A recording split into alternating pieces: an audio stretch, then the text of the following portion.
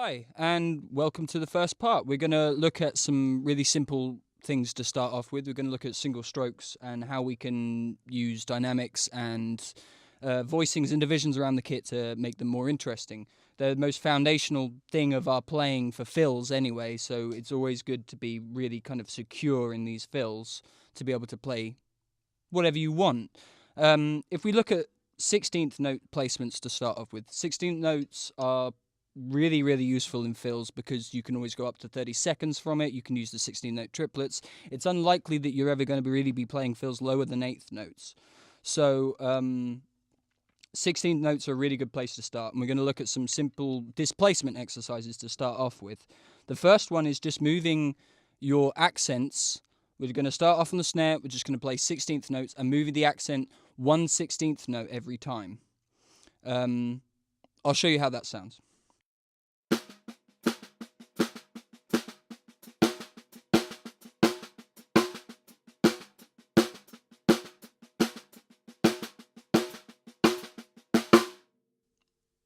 Okay, so that's a really simple application. You can also play 16th notes and accent in triplets as well, and that sounds like this.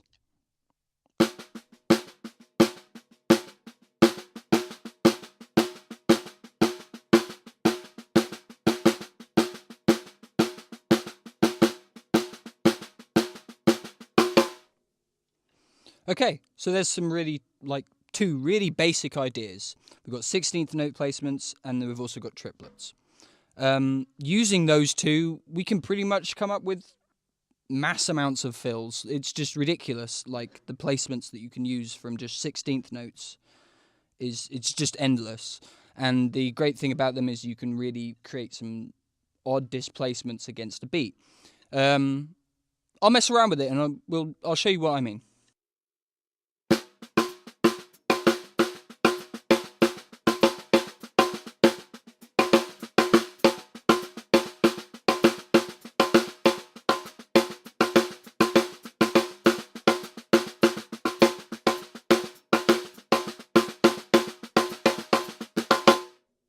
Okay, so there's some really simple messing around. We're just, play to a meter. Always make sure that you've got a metronome or you're counting or something.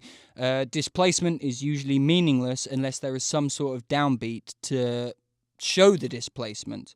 If we next look at this exercise, but now we're going to start moving it around the kit a bit. So we're going to use the same sort of basis of using the triplets and the 16th note displacements, but we're going to move them between toms, cymbals, whatever.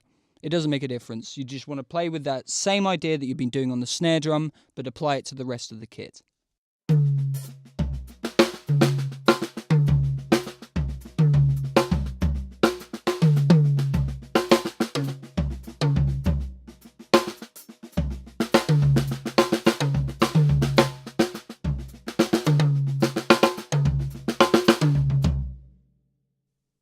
Okay, so that sounds pretty cool. Should we try it a little bit faster?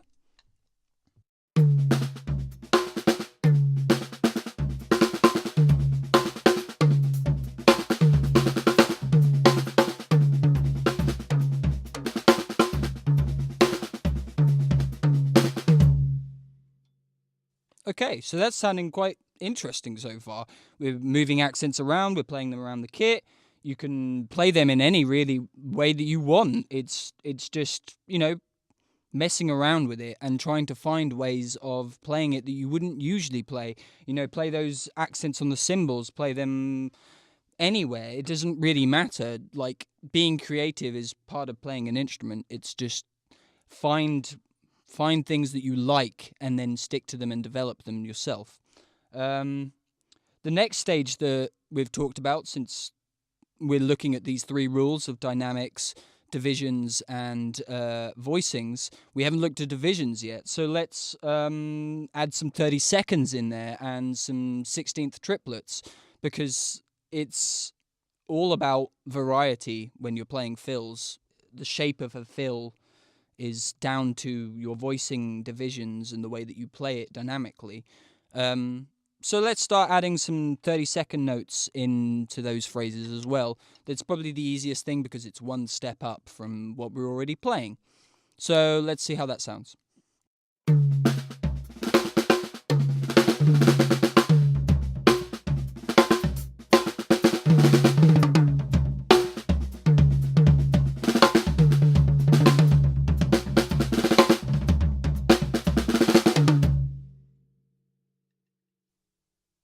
Okay, one thing that I didn't do there is actually 16th note triplets that sound slightly different. They're very, very slightly different, but this is how they sound.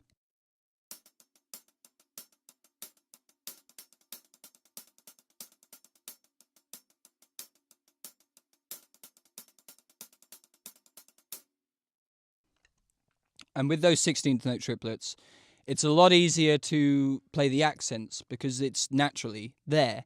When we're playing 16th notes normally, as in a double time of eighth notes, then the accents can feel slightly different to when we're actually playing in triplets. There is a very subtle difference there, but you'll get, as you practice those two divisions, you'll get to understand how they relate to each other on the kit. The other thing that I didn't do during that little demonstration is that I didn't play anything over the cymbals as well.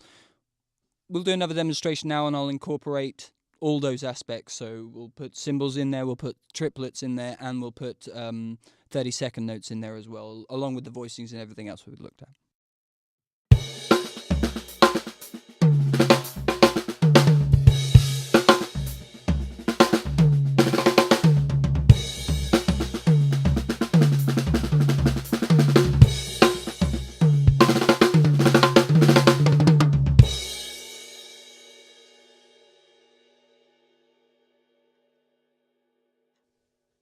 Okay, so just play around with it. Play around with it at home on your kit. Always practice it to a metronome because it helps you tell where these divisions are within the bar. It's just a grounding for you.